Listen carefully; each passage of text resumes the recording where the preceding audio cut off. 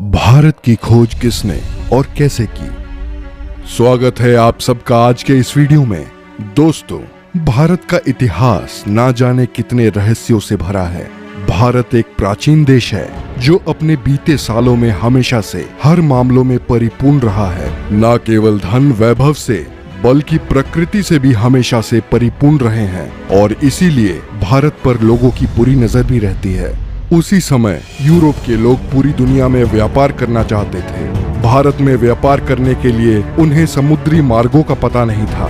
उस समय अरब के लोग भारत के रास्तों को जानते थे, लेकिन उन्होंने यूरोप के लोगों को मार्गों के बारे में नहीं बताया। वास्को डी गामा पहले शख्स थे जिन्होंने भारत के समुद्री मार्गों को खोज निकाला था। कोलंबस भी भारत को खोजने गए थे, लेकिन अमेरिका जा पहुंचे। हालांकि आजकल पढ़ाया जाता है कि भारत के समुद्री मार्गों की वास्को डी गामा ने खोज की थी। सचमुच यह हद दर्जे की मूर्खता है कि भारतीय बच्चों को यह पढ़ाया जा रहा है कि वास्को डी गामा ने भारत की खोज की। पढ़ाया यह जाना चाहिए कि वास्को डी गामा ने यूरोप को पहली बार भारत तक पहुंचने का समुद्री मार्ग बताया। दरअसल पहले यूरोपी देशों के लिए भारत एक पहेली जैसा था। यूरोप अरब के देशों से मसाले, मिर्च आदि खरीदता था, लेकिन अरब देश के कारोबारी उन्हें ये नहीं बताते थे कि यह मसाले वह पैदा किस जगह करते हैं। यूरोपीय इस बात को समझ चुके थे कि अरब कारोबारी उनसे जरूर कुछ छुपा रहे हैं। ये कारोबारी अरब के उस पार पूर्वी देशों से ज्यादा परिचित नहीं थे। जहां तक सवाल भारत का है तो इसके एक और हिमालय की ऐसी श्रृंखलाएं हैं जिसे पार करना उस दौर में असंभव ही था। भारत के दूसरी ओर 3 ओर से भारत को समुद्र ने घेर रखा था। ऐसे में यूरोप वासियों के लिए भारत पहुंचने के लिए 3 रास्ते थे। पहला, रशिया पार करके चीन होते हुए बर्मा में पहुंचकर भारत में आना, जो कि अनुमान से कहीं ज्यादा लंबा और जोखिम भरा था।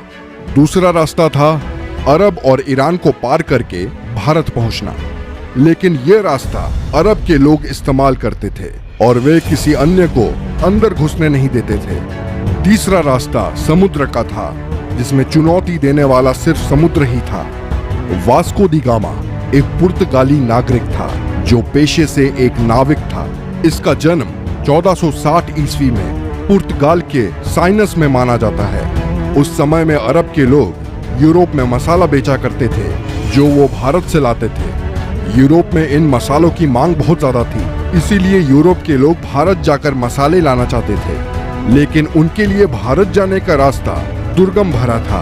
उन्हें भारत जाने के लिए ईरान, अफगानिस्तान होकर जाना पड़ता था, जो काफी खर्चीला और कठिन रास्ता था। उन्हें ऐसे मार्ग की आवश्यकता थी जो भारत कम समय में ले जाए। ऐसा मार्ग केवल समुद्र के जरिए ही संभव था। वास्को डी गामा ने भारत के इन रास्तों की खोज करने की ठानी और इस ऐतिहासिक सफर पर निकल पड़े। वर्ष 8 जुलाई 1497 में वास्को डी गामा ने अपने साथियों के साथ भारत की खोज के लिए रवाना हुए। उसके जहाजी बेड़े में 4000 और 170 के करीब आदमियों का दल था। सबसे बड़े जहाज सेंट गैब्रियल पर वह खुद था। सबसे पहले वो अफ्रीका के अंतिम छोर कैप ऑफ गुड होम नामक स्थान पर पहुंचा। उसके बाद वह अफ्रीका के ही एक राज्य मोसम्बा आया, जहां के राजा ने उसकी मदद की और उसे एक अरब नाविक दिया जो भारत का रास्ता जानता था। वास्को डी गामा भारत कब आया? वास्को डी गामा अफ्रीका महाद्वीप का चक्कर लगाकर भारत के कालीकट बंदरगाह केरल पर पहुंचा था। 20 मई 1498 की तारीख थी जब वास्को डी गामा भारत के कालीकट बंदरगाह पर पहुंचा। भारत की खोज का यह सफर करीब 10 महीनों का रहा।